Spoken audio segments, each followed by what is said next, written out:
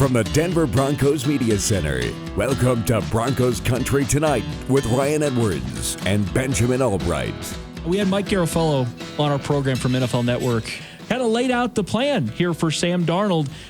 There's a couple things to listen to here. First one, because you asked him about the compensation that the Jets would be looking for. Right. And what would get the deal done. The price tag is very important to pay attention to here. But in this answer, you're going to hear Mike Garafolo lay out the inevitable landing spot of Sam Darnold to the Carolina Panthers. Realistically, I think you're talking third-round pick. I think they want a 2 is from what I'm told. I just don't see how you're going to get that at this point. I think you're looking for a 3. It's a question of how high is that 3. Especially with some of these teams, it would be a high 2. You know, if you're looking for a 2, it's a high 2. They're even more reluctant to part with that. So, I think there's tepid interest. And I could see, I mentioned Carolina. I think Carolina's going to wind up being in the mix for him. I really do. And so this is something that plays out as we get closer to the draft. And if they can get a high 3 or maybe, it's a 3 plus something else, I think maybe at that point they pull the trigger. But I think getting a 2 at this point for them is probably a pipe dream. Okay, so there you go. He thought he didn't think they'd get the 2. He thought there was no way they get the 2. But this is important for the Broncos, okay? We're just laying this out. We're going to tell you everything that we know and why it went down the way it did. But you heard there from Mike Garafolo. And that was Friday. And that was on Friday. He'd kind of come heavy into the podcast talking about Carolina. Carolina's going to be in on a quarterback, be watching for the Carolina Panthers. He mentioned it there. Carolina Panthers are going to be big on Sam Darnold. Today they execute the trade. They get a 2021 6th, a 2022 2nd, and 4th in return. But the compensation is the key there because Carolina was willing to go there. The Broncos apparently weren't. Yeah, Broncos were not. They were out on that a couple of weeks ago, and the price tag was going to be more than a 2nd, and they knew that. There was a kind of a bid up, if you will, with what was going on with that situation. So, they knew. I think that, to me, the larger point that's at stake here is that Carolina took a look at the quarterbacks in this draft and where they were going to be able to get up to and said, no, thank you. We're not here for QB4 and QB5, whoever that is on their board. We're not going to pay what it takes to move from 8 to 5 or 8 to 4. Was this a panic move? I don't think so. I think it was one of those things where they said, we'd rather pay Sam Darnold. We'd rather get a guy that's the exact same age as these guys who we know what he is and go with that than the unknown of QB4, QB5 in this draft. I think that's my problem, I think, with a lot of these people on Twitter. It is they're so desperate that they'll talk themselves into any quarterback that's not Drew Lock. I mean, it's the difference of if you love QB5 and QB6. If you think that there are 5 franchise quarterbacks in this draft, but I'm going to tell you from looking at the tape, there aren't. Statistically, that's just not likely. Let's go back, though, just a second on this because you'd reported the Broncos were interested in Sam Darnold. Now, interested, we defined this a little bit on the show. The interested versus making a call, making a speculative interest into whether or not the price tag is worth it or not is completely different. So interested in, as in we would pursue if the price is right, is different. So where was it for the Broncos? Was it they made a speculative call? Or were they in on Sam Darnold? They were interested enough in him. Well, I always hate the terminology for this stuff because you say in on somebody. Well, what does that mean?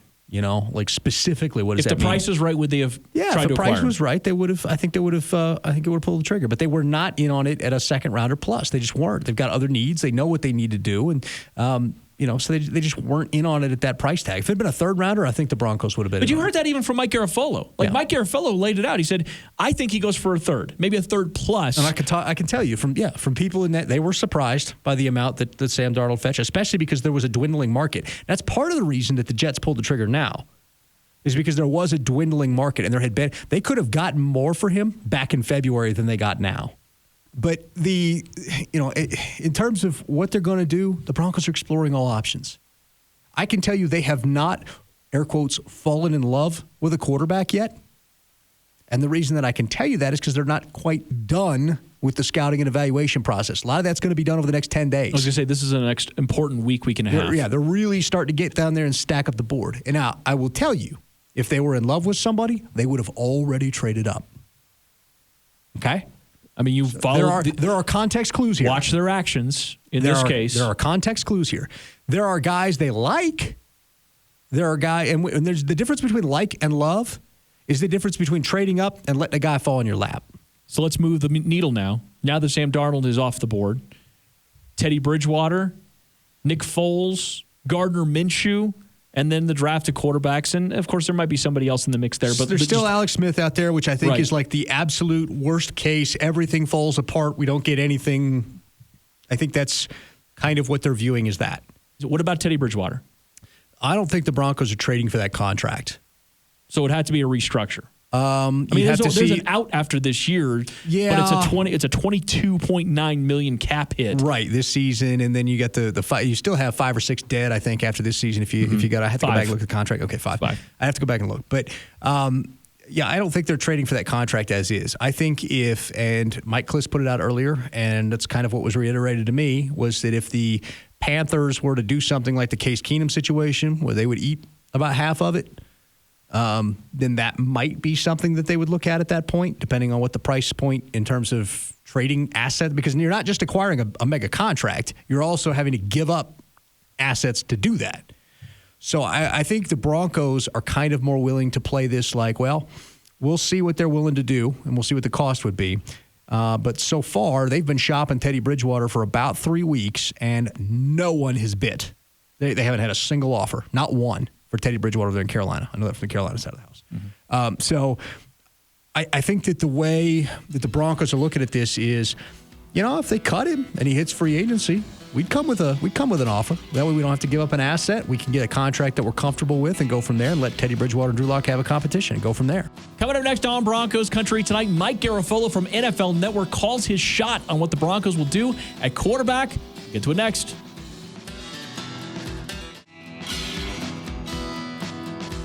Welcome back to Broncos Country Tonight. Here are Ryan Edwards and Benjamin Allbright. Mike Garafolo was our guest last week on Broncos Country Tonight. We played the soundbite earlier where he talked about what might happen with Sam Darnold. He mentioned the Panthers by name. We also asked him what he thinks the Broncos might be doing at quarterback, including into the draft. Here's what he had to say. Hey, listen, there's some people that think that Locke is not going to be the answer there. And anytime you get a GM that comes in and he didn't draft the quarterback, it's Joe Douglas with Sam Darnold, right? Like, he wants his own guy. He wants to restart the clock on the rookie contract. I'd say, probably Locke has to really play himself into a job here over the next year plus. But I don't think that they're going to do something drastic. And I agree with Peyton when he says, hey, we don't have to. We can kind of sit here and, if something comes to us at the right price, then we'd be interested, whether it was Matt Stafford or whatever was going to fall this offseason. But, teams are desperate. Teams are aggressive. And so if you're not going to be in that mode, if you're not full guns and you say, well, worst comes to worst, we have somebody compete with Locke and we'll see if he can show us that he can be the guy. You don't want to start out as a GM having to come real strong and start giving away picks in the future when ideally those guys come in and want to stockpile as many as possible, right? So, we'll see how that draft falls. I just don't see them being aggressive and going up. We'll see if something comes to them. Going to be interesting. Okay, so there's a lot to unpack there, but the point that he made there, kind of something we've been saying on the show for a little while. The plan is to have Drew Lock compete with the quarterback and not completely go over the top in the draft and go get a quarterback, spend a lot of draft picks. He talked about compiling draft picks, something that we know that George Payton likes once they have the opportunity to do. Mm-hmm. So what do you think about that, Ben? I mean, you think about that the plan, despite what some people out there would like to see the Broncos do, which is trade up in the draft and kind of trade the future of the organization and draft capital. They maybe will stick with Drew Lock. They'll stick with an option that competes with him. And so we have Mike Garafolo saying that he thinks the Carolina Panthers are going to be in on Sam Darnold. They turn out and get him the very next couple of days later. Well, do you think he's kind of prophetic here as well? I think that Mike, I think that in other conversations with Mike that I've had, he understands what the Broncos' plan is, and we've kind of We could talk back and forth a little bit, and I think that, he knows what's going on.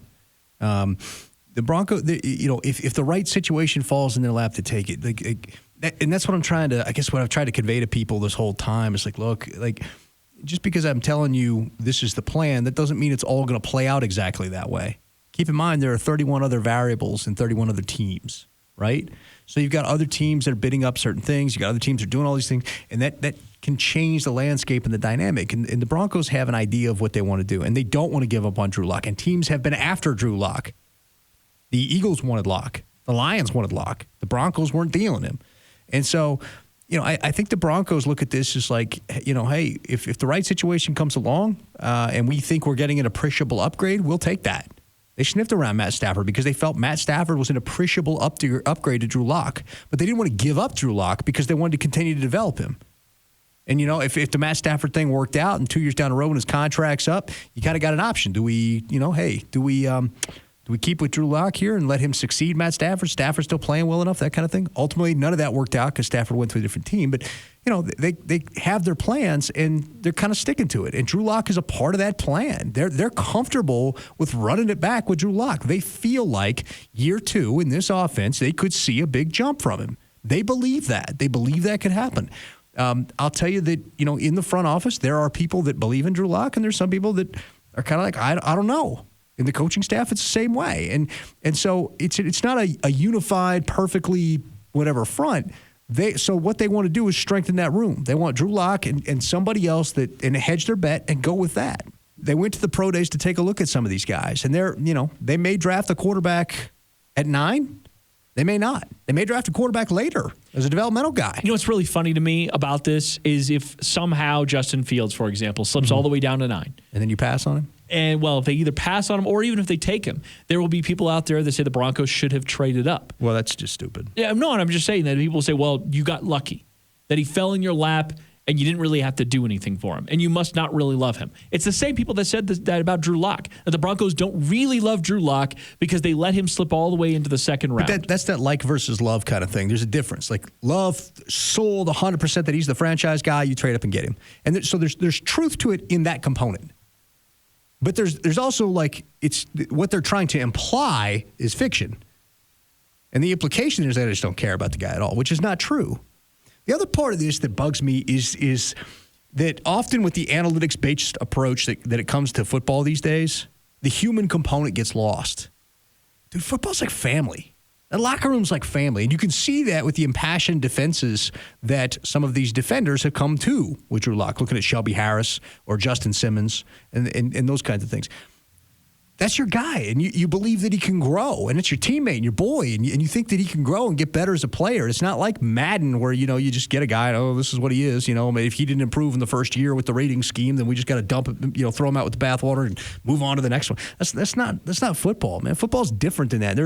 It's a relationship-driven league. Now, there comes an exit point for everybody. But generally, you're going to get 2 years, full years, as a quarterback, unless you're Josh Rosen. Of course. And so that's the thing with the Broncos. And I was asking, Coover was asking me about this a little earlier. It might be a topic we can get into a little bit later on. But asking me if it would be GM malpractice if the Broncos decided not to draft a quarterback high or basically roll it forward with Drew Lock and, I don't know, even Jeff Driscoll.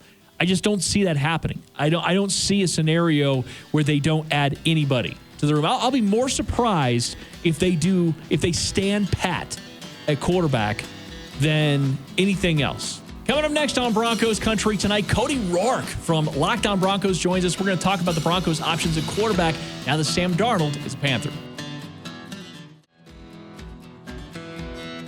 Welcome back to Broncos Country Tonight with Ryan Edwards and Benjamin Allbright.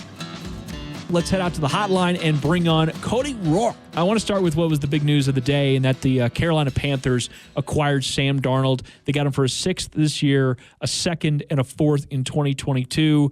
What did you think about the value of that trade, and would that have been an amount that you would have been okay with the Broncos giving up? Well, I think that the Panthers, and I know there's a bunch of people right now that are trying to grade the trade before games have even played or even like what the draft picks have turned into. But, I think for the Panthers with where they're at, I mean, completely going young on defense in last year's NFL draft, they obviously added some guys in free agency last year, Robbie Anderson. They needed a little bit of a boost at quarterback. And for some reason, Teddy Bridgewater, he didn't play quite to the extent of what we saw him previously with Minnesota, and even a little bit of a stretch when he took over as the starter for the Saints at quarterback when Drew Brees had his injury. So I think for them, they were looking at a guy who's young, and Darnold is one of the youngest quarterbacks right now in the NFL. So, I believe it's a low-risk, potential high-reward payoff for them. And obviously picking up his club option is going to give them some more time to be able to evaluate that. But, I think for Denver, I don't know if that value extensively went to where maybe Denver would have preferred. I think Denver easily could have offered that. But if they are really sold on one of these quarterback prospects, and look, now with Carolina being, at 8, it might take quarterback off the board for them. I imagine it does. It gives Denver an opportunity to maybe trade up for a guy if they really like it. And obviously, depending on who goes number 3 to San Francisco, Denver has a chance to come away with a quarterback. Now, is a guy like Justin Fields or Trey Lance, are they high on Denver's board? That's the question. So it gives them the opportunity to use that capital to move up if possible. So I think that for Denver, they probably played it safe by not getting involved here. I've got one quarterback in this class that I'd bet the farm for. I'd bet my job on. I haven't really made that known, but there is one quarterback that I would, if I'm Denver, move up for. How do you have these Big 4, Big 5 quarterbacks graded? I think the conversation, obviously Trevor Lawrence, penciled in number 1 in Jacksonville. There's a lot of talk, and I think there's a lot of people that are torn on Zach Wilson, Justin Fields at 2. I've got Fields at 2. I've got Zach Wilson at 3. And I've got Mac Jones at 4 and Trey Lance at 5. And I think Trey Lance has the opportunity to kind of bounce his way up there. He does have traits that I think in the right system, with the right time and situation and environment, I think he could really blossom and maybe be one of those players. But, it's one of those risky picks, 17 total games played at the college level. There's that. I think Justin Fields, to be honest with you, if Denver was in a position to pick him, I think that would probably be the opportunity you can't really pass up on if you're Denver. So that's kind of my order there. So let's play that game out for just a second, that Justin Fields is the player there at number 9. The Broncos are obviously going to be fielding calls, no pun intended necessarily, at that moment. So if they're fielding those calls and they can get a future first out of it, are you taking Justin Fields or are you taking the future first, if that's your options? Ooh, that's tough. Putting me on the spot here. I think it really depends on how Denver feels. Let's say Denver, Drew Lock, he's been putting in work this offseason, contrary to what you're seeing on social media with all these people saying, how come he's not posting anything about what he's doing? He's been working with Lando Performers. He's been working at the team facility every single day. So he's putting in that work. If Denver is sold, and George Payton, in knowing what we've seen with the move so far, George Payton and company, they're evaluating every possible avenue. They're doing risk analysis on everything, and they're not going to put themselves in a position. Now, for example, if a team wanted to trade up, and New England could be one of those teams, and they wanted to part ways with maybe a first-round pick, it would be very hard to turn that down, right? Because if you do believe internally in the organization that maybe Drew Lock can turn it around in year 3, and you can go out and maybe even trade for a veteran guy to bring in competition, or if you're comfortable with Brett Rippon being your backup guy, then Denver has the opportunity to use that capital next season with an additional first-round pick to really make some moves. And really, I don't think they're going to put themselves in a situation where they're hurting. So I think it actually plays out well for Denver. For me, it's tough to say because you like the first-round picks, but is Justin Fields going to be the guy? I have him as QB2. It'd be very hard for me to pass on him. If the Broncos don't go to the draft for a quarterback, what would you do if you were general manager? I think obviously you evaluate the quarterback market, right? Nick Foles is in Chicago. Part of me believes he's going to stay there unless the right offer comes to be a backup, which, is odd considering that he just got paid that signing bonus a few weeks ago. Outside of that, there's Gardner Minshew of the Jacksonville Jaguars. How do the Jaguars view Minshew internally? Do they view him well enough to say, hey, look, in case something happens to Trevor Lawrence, we're confident with Gardner Minshew being the guy behind him to be that reputable backup, or are they willing to part ways? I think everybody has a price. There's always a price for everybody out there in the National Football League. To be honest with you, those are probably the 2 most realistic options for Denver if they really want to bring in a competitive standpoint. Alex Smith is another option that's been talked about, and I don't know. I mean, based on what Alex Smith is at, his journey coming back in the National Football League from that injury is spectacular. So much art, and you have to applaud that. What he was able to do for Washington down the stretch to be able to put them in a position to clinch a playoff berth was absolutely phenomenal. But, there's the concern there. He dealt with a calf injury down the stretch as well, and I feel like a lot of that could be based on some overcompensation, getting used to being on the football field again. Is that a risk Denver wants to take? I think he would be a great addition inside the quarterback room from a mentorship standpoint. But is he really at this point going to push Drew Lock? I mean, obviously he's got more time right now off in terms of recovery. He could be at a more advanced stage coming into the NFL this season than he was last year, obviously. So there's also that factor, and obviously the Broncos would probably do their homework on that. But outside of that, I imagine that those would probably be the three options Denver looks at if, in fact, they don't go with a quarterback in this year's draft. Give me a name that would be very exciting for you on the defensive side of the ball if the Broncos came out of the first round with him, and give me a name that you'd be almost a little disappointed if they decided to draft that player. Oh, that's a good question. I tell you what, in terms of player talent, I always think that Micah Parsons would be a great pickup. But, like I said, I'm on the premise, too, of a lot of the thinking of executives. If there are tremendous character concerns, I don't want to risk that. I mean, it's a big gamble. I still would be very hard-pressed to not come away with a cornerback. And maybe, and here's where the blessing could maybe fall into the hands of Denver, a guy that would be exciting for, in terms of a pickup would probably be Caleb Farley or even JOK out of Notre Dame. I know the Broncos are doing due diligence there. I'd be happy either way if it's going to make the team better. Thanks for watching Broncos Country Tonight. Tune in to Broncos TV every weeknight at 6:30, right here on KTVD Channel 20.